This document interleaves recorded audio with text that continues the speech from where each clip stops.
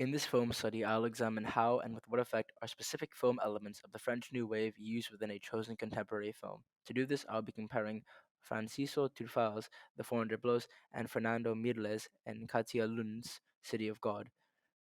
The French New Wave, also known as La Nouvelle Vague, was a film movement from the 1950s and 60s which gave rise to a new kind of cinema that was highly self aware and revolutionary to mainstream filmmaking. A group of French critics who wrote for the journal Cahiers du Cinema believed that films had lost their ability to capture true human emotion and lacked sincerity, believing that films were out of step with how people actually lived.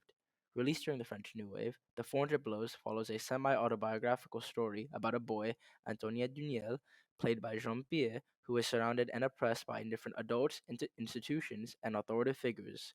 And it's one of the films that paved the way for new unorthodox methods of filmmaking. The influence of the French New Wave was revolutionary for film on a global scale and inspired generations of filmmakers, including renowned directors such as Quentin Tarantino and Martin Scorsese. City of God, on the other hand, is an autobiographical new wave film about the lives of people who had to grow up in the sadistic environment that is Rio de Janeiro, and its creation would not have been possible without the foundation of the French New Wave. One key characteristic of the French New Wave is location shooting, and the 400 Blows uses this to create a more genuine environment. One use of location shooting is to make Antonia's isolation more palpable to the audience, like the jail cell scene. Henrique Daye's cinematography and Jean-Claude Marechit's sound allows the audience to feel what it's like to be behind bars, isolated and outcasted from society. Francis Truffaut's decision to shoot on location instead of employing a studio set enhances the film's authenticity to real life and enables the audience to immerse themselves in the tangible atmosphere of captivity. Everything from the claustrophobic cell to the sounds of chains crackling contribute to the rawness of the scene, which is all in pursuit of the French New Wave's goal to capture true human emotion and be sincere to real life. Location shooting also allows for a reduced budget. Given that the French New Wave sought to reject big studios and their traditional filmmaking, directors like Francis Truffaut had to work with very small budgets. For reference, The 400 Blows had a budget of $50,000, but this allowed Francis Truffaut to be the auteur and main creative force of the film, as he wasn't constrained by those studio standards. City of God's utilization of location shooting slightly differs from that of The 400 Blows, and uses location shooting to not only create a more genuine and realistic environment, but also to try and familiarize the viewer with the city. Throughout the film, the viewer is exposed to distinct locations around the city. Could be a plaza, a road, or a stairway. Throughout the film, the viewer becomes accustomed to the city and becomes more in touch with the characters and the world. The film also utilizes this familiarity to construct scenes that would otherwise be very perplexing to the viewer. An example of this would be the final scene, where Rocket is running through the city in these familiarized locations.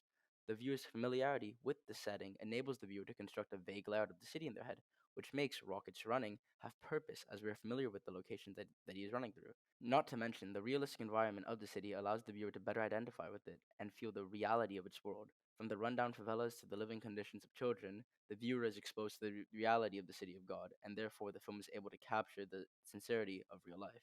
Like the 400 Blows, both films are building narratives for the world instead of building worlds for the narratives. Another pivotal aspect of the French New Wave is the use of cameras, specifically the usage of handheld cameras. In the 400 Blows, the handheld camera allows for the expression of both the idea of freedom and sadism. The handheld camera, particularly its movement, is synonymous with Antonia's state of freedom.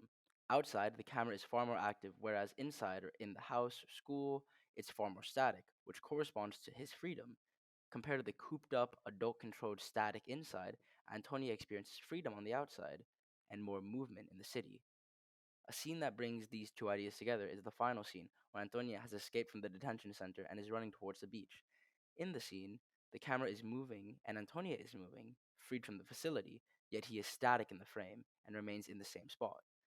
The use of handheld cameras gives the viewer an idea of freedom based on the camera's movement, but subverts that expectation by allowing both movement and staticism to exist simultaneously, which makes us question Antonia's freedom, as he is escaped yet is still trapped in the society. City of God, on the other hand, utilizes handheld cameras to capture the chaotic life of those who live in the City of God. Both inside and out, the camera jitters and bolts around in an attempt to make the viewer identify or understand the environment of the world. An example of this handheld camera movement is the first sequence in the movie, which is a montage of Lil Zay's gang chasing a chicken. Within the scene, the camera constantly moves around, running with the boys, with the chicken, and tracking wherever they go. However, the movement of the camera isn't clean. Rather, it's quite shaky and unstable, which mirrors the chaotic environment of the City of God. Moving on to narrative structure, The 400 Blows employs a de emphasized plot and lots of improvisation throughout the film. Unlike a typical narrative where there is a clear goal for its characters, The 400 Blows doesn't have that type of directional structure. It instead tells a story about the world and uses its characters, who are people, to tell that story. Throughout the film, the protagonist, Antonia, doesn't have a clear goal he needs to accomplish, nor a clear antagonist he needs to overcome.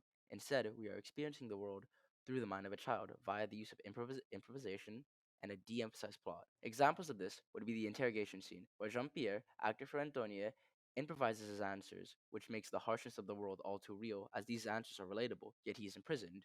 And another scene would be the final scene, where Antonia reaches the sea, but his future is left open ended. We don't know what will happen to him, and this makes us think about what would happen to him in our world.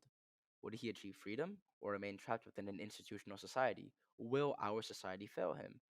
This open ended ending question that hits so close to home and so close to reality is only made possible through Francis Defoe's de emphasized plot and Jean Pierre's improvisation.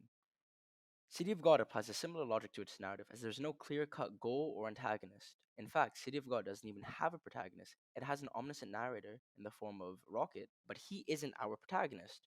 Rather, the narrative makes us invested in many different characters, which allow us to explore the open world of the City of God. This open world is then able to be explored via the improvisation of the camera and the actors, many of which are actually from Rio de Janeiro. On set, actors weren't given set spots to stand in, and the camera wasn't told where to look. So the camera would actually be looking around within the scene as if it were its own person. For example, in the scene where Carrick's gang is robbing a bank, the camera is constantly moving around, trying to find out where to look, and even does a double take on Carrick's face. Like a person, the camera also misses important details, like the fact that Otto, the boy who would later kill Knockout Ned, is standing right next to his father's dead body. This improvisation and unchained narrative structure allows for the creation of a world and characters that feel very real and genuine to the viewer, as if they are a part of the world via the improvisational camera work.